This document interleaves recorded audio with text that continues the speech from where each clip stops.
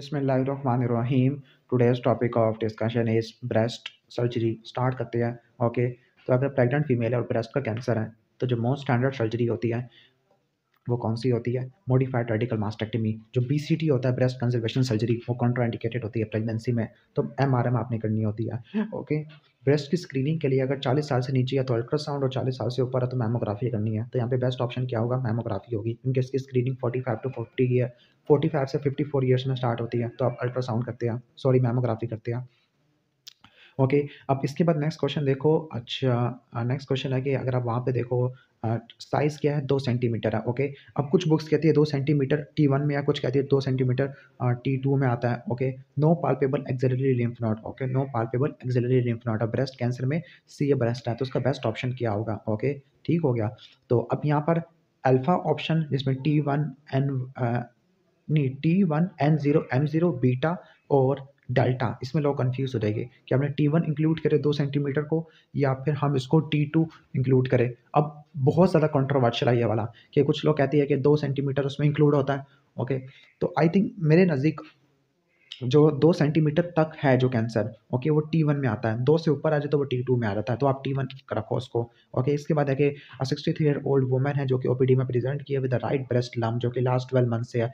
Examination और investigation में confirm किया कि फाइब्रोडिनोमा है। तो फाइब्रोडिनोमा के लिए क्या बात ठीक है? फाइब्रोडिनोमा, ओके, फाइब्रोडिनोमा के लिए इसको ब्रेस्ट माउस भी कहते होते हैं। क्लियर। इसके बाद है कि most important risk factor for the breast cancer, this is the okay age, gender and the family history of carcinoma in immediate relatives है। ओके, नेक्स्ट क्वेश्चन आ जाते हैं। क्वेश्चन नंबर 6 है कि lump in the right breast है, left breast में lump है जो कि 4 महीने पहले हुआ था और रैपिडली ग्रोइंग है। ओके, क्लियर, ठीक हो गया। ओके, और साइज इसका काफ़ी बड़ा है, काफ़ी रैपिडली ग्रोइंग है, पेनफुल है, काफ़ी ज़्यादा मोबाइल है, डेट मीन्स बिनाइन ट्यूमर है, इरेगुलर लंप है, स्किन को स्ट्रेच कर रहा है और अल्सरेट भी हो रहा है, और 40 साल से ऊपर वाली फीमेल में है, तो ये फाइलोडी स्टेवन में होता है। कैंसर में इरेगुलर लंप होता है, फिक्स्ड होता है। ओके, इसके बाद है कि कौन सी ब्रेस्ट लीजन है? नॉन इन्वेसिव मैलिग्नेंसी होती है। नॉन इन्वेसिव मतलब कार्सिनोमा इन साइटू आ जाएगा। क्लियर। इसके बाद है कि blood stain discharge from the one duct orifice of her nipple है, और नो पाल्पेबल मैस है। ओके, अगर पाल्पेबल मैस नहीं और ब्लड डिस्चार्ज सिर्फ एक डक्ट से आ रहा है, डेट मीन्स इंट्राडक्टल पेपिलोमा है। इसने इंट्राडक्टल कार्सिनोमा लिख दिया बैठ के। ब्लड स्टेन डिस्चार्ज है, no palpable, I think this should be intraductal papilloma. Okay, इसके बाद नेक्स्ट क्वेश्चन है कि 17 ईयर ओल्ड गर्ल है। कैंसर तो वैसे पोस्ट मेनोपॉजल में होगा, पेरीमोनोपॉजल है, तो ये पैपिलोमा इंक्लूड होता है। Lump in her right breast है, क्लिनिक में आई है, लंप फ्री और मोबाइल था और स्किन से अटैच नहीं था। ओके, तो ये फाइब्रोडिनोमा, तो उसके लिए आपने रीअश्योरेंस करना और सेंडिंग होम करना होता है। Okay, single lump in the breast और एक्सिला है, लंप मोबाइल और हार्ड इनकॉन्सिस्टेंसी, और वो मैमोग्राफी पे नॉर्मल मिला है। तो कौन सी इन्वेस्टिगेशन कराएगी कंफर्म करने के लिए?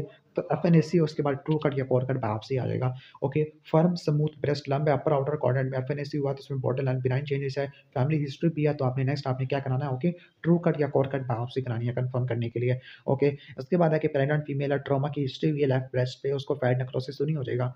Left, now she is 24 weeks pregnant. Okay, 3 हफ्तों पहले हुई था। ओके, और 24 वीक्स प्रेग्नेंट है, लेफ्ट अपर क्वाड्रेंट में मैस है, dimpling in the same breast है। डिम्पलिंग, पकरिंग, ये होती है सस्पेंसरी लिगामेंट ऑफ कूपर की वजह से देखने को मिलती होती है। क्लियर। तो यहाँ पे क्या होगा? फैट नेक्रोसिस ऑफ ब्रेस्ट आ जाएगा। Okay, blackish green discharge from more than one duct, तो डक्ट टीजिया को इंडिकेट करता होता है। क्लियर। उसके बाद है कि sustain injury to the left breast during a sport event है, पेनफुल मैस हो गया, स्किन की रिट्रैक्शन, जब भी ट्रॉमा होगा और मैस बन जाएगा तो आपने रट्टा मारना, वो फैट नेक्रोसिस होता है। ओके, सर्जिकल ओपीडी में एक लेडी आई है। ओके, इन्वेसिव डक्टल कार्सिनोमा है लेफ्ट ब्रेस्ट का, और उसको suspicious palpable left axillary lymph node है। ओके, तो what is should be the diagnosis? Okay, invasive ductal carcinoma के लिए। ओके, ठीक है। तो इन्वेसिव डक्टल कार्सिनोमा है, palpable left axillary lymph node है, मतलब कि आपके स्टेज 1 2 के अंदर होगा मेरे ख्याल से, मोस्ट प्रोबेबली। ओके, तो क्या करेंगे आप? मॉडिफाइड रेडिकल मास्टेक्टमी कर दोगे।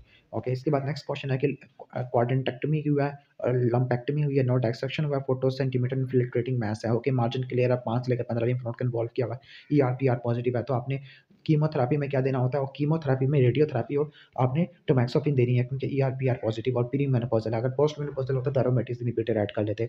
ओके, मास्टेक्टमी हुई है, 2.5 सेंटीमीटर मल्टीसेंट्रिक ब्रेस्ट का कैंसर है, स्टेज 2B से बिलोंग कर रहा है। ओके, यानी 2 सेंटीमीटर से बड़ा है तो स्टेज 2 से बड़ा है।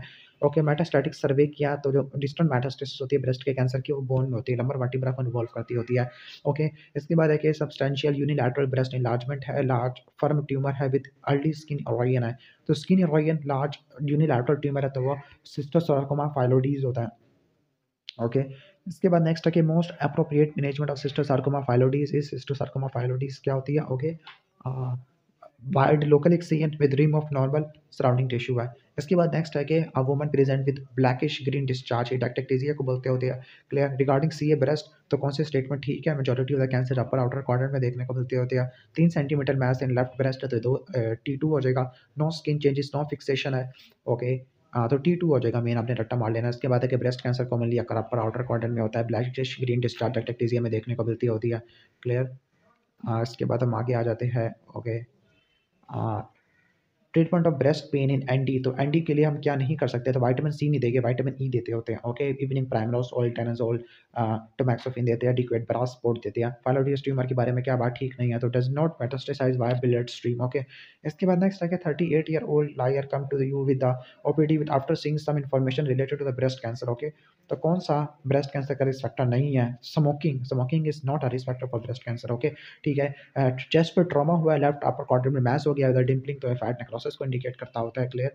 इसके बाद नेक्स्ट आगे चलते होते हैं। ओके, इसके बाद है कि ब्रेस्ट कैंसर है, बैक पेन है, डायबिटीज लंबर वर्टिब्रा को इन्वॉल्व कर चुका है। ओके, और वो जिम सेशन को ब्लेम कर रही थी। और क्या वो कुर्सी पे भी सॉरी सीढ़ियाँ भी नहीं चल सकती होती, टेंडनस है राइट थोरेसिक रीजन पे, फाइन टच और टेम्परेचर सेंसेशन खत्म हो गया, तो आपने एमआरआई स्कैन कराना होता है। 23-year-old वुमन है जिसको 1 सेंटीमीटर स्मॉल फर्म स्मूथ लेगिन है लेफ्ट ब्रेस्ट पे, तो अल्ट्रासाउंड ब्रेस्ट आपने कराना होता है। ओके, क्योंकि ये रिप्रोडक्टिव एज ग्रुप से बिलोंग कर रही है। ओके, 40-year-old फीमेल है, उनकी chemotherapy for metastatic breast cancer है, तो पेनफुल स्वालविंग हो गई है। Okay, white plaques on the top of tribal mucosa है और इसोफेगोस्कोपी में नजर आ रही है, तो आपने इसके लिए क्या इस्तेमाल करनी है? यानी कैंडिडियासिस हो गया। ओके, तो इसके लिए आपने एंटी फंगस इस्तेमाल करनी है। ब्लैकिश ग्रीन डिस्चार्ज जो कि एक से ज़्यादा डक्ट से निकल रहा है तो वो डायटेक्टेजिया होता है।